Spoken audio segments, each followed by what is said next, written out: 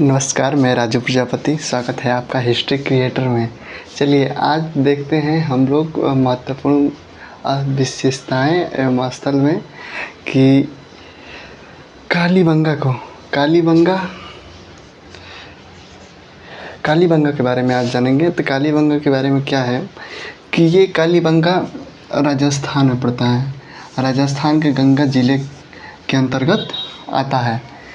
ये कालीबंगा का जो मेन अर्थ है वो काले रंग की चूड़ियों से लिया गया है। कालीबंगा का जो मेन अर्थ है काले रंग की चूड़ियों से है, यानी कि जहाँ भी काली नज़र आए आपको तो आप लोग बोलेंगे क्या? काली रंग की चूड़ियाँ। ये कालीबंगा कहाँ पे है? तो राजस्थान में है। राजस्थान में ये बहुत ही महत्वपूर्ण स्थल है। राजस्थान की ये गंगानगर ज़िले में है। किस ज़िले में है? तो गंगानगर ज़िले में है। किस नदी के किनारे है? तो ये घग्गर नदी, इस घग्गर नदी को भी सरस्वती बोलते हैं। इसी घग्गर नदी को क्या बोलते हैं? सरस्वती। ये भी क्वेश्चन पूछा जा चुका है, कई बार पूछा गया है एग्ज़ाम में कि कालीबंगा किस नदी के किनारे है? घग्गर नदी के किनारे। इसकी खोज किसने किया था? तो 1957 में अमलानंद घोष। सोथी संस्कृति की जिसने खोज किया था, सोथी संस्कृति मैंने बताया था ना, संस्कृति में। तो संस्कृति में किसने खोजा था ये सोथी संस्कृति को? तो अमलानंद घोष। यहाँ भी अमलानंद घोष 1957 में किसकी खोज कर रहे हैं? तो कालीबंगा के।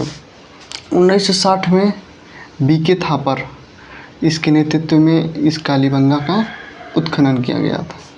इसमें क्या क्या विशेषताएं हैं कालीबंगा में?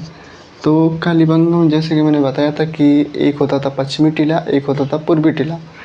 पश्चिमी टीला पुरोहितों के लिए, सैनिकों के लिए और राजा के जितने भी सैनिकगण हैं उसके लिए सुरक्षित किला माना जाता था। और ये छोटा होता था, ये दुर्ग में ऊंचाई पर स्थित होता था। तो इस पे जैसे कि ये हमेशा नगर के पश्चिम में ही बनता था और छोटा रूप में बनता था। तो ये समझ में आया? ये हो गया आपका पश्चिमी टीला।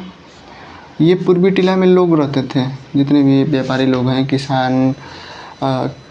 किसान, श्रमिक, मजदूर, ये सब इसमें रहते थे पूर्वी टीला में। पूर्वी टीला में खुदाई में क्या क्या साक्ष्य मिले हैं? तो 7 अग्निकुंड मिला है। ये मोस्ट इम्पोर्टेंट है, आपको याद रखना है इसको। 7 अग्निकुंड मिले हैं, एकदम लगातार 7 हैं, ठीक है। तो 7 अग्निकुंड मिले हैं। अग्निकुंड का साक्ष्य मिला है।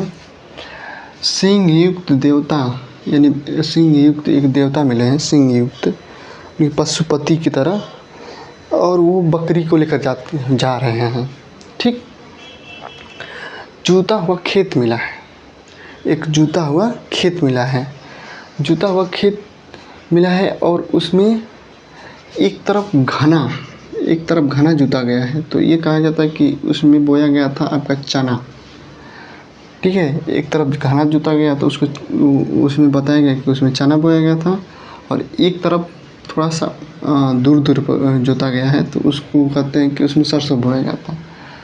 तो अब से पूछेगा कि जूता हुआ खेत का कहाँ साक्ष्य मिले हैं? तो कालीबंगा में मिले हैं। उसमें किस फसल की जानकारी मिलती है? तो चना और सरसों की जानकारी मिलती है। और वहाँ पे क्या मिला होगा? तो वहाँ पे एक मिला है बच्चे की खोपड़ी। बच्चे की खोपड़ी में छेद है, तो छेद से ये अनुमान लगाया गया है कि ये खोपड़ी को ना ऑपरेशन करके जोड़ा गया होगा। यानी कि ये कह सकते हैं कि शल्य चिकित्सा, यानी कि ऑपरेशन चिकित्सा की उस समय जानकारी रही होगी, ठीक है। फिर उसके बाद मिला है आपका ऊँट की हड्डियाँ, यानी कि ऊँट की भी जानकारी मिलेगा। राजस्थान में है तो रेगिस्तान में ऊँट की जानकारी मिला है।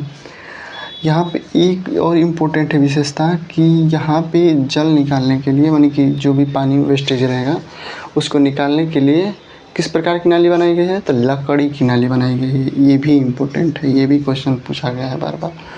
तो किस चीज़ की नाली बनाए थे ये लोग? तो लकड़ी की नाली बनाए थे। अब पूछेंगे कि लास्ट में ये है कि भूकंप से इसका पतन हुआ था। भूकंप से इसका पतन हुआ था, ये जानकारी किस विद्वान के द्वारा मिलती है? तो दिमित्री देव। दिमित्री देव बोलते हैं कि यह भूकंप से इसकी जानकारी मिलती है।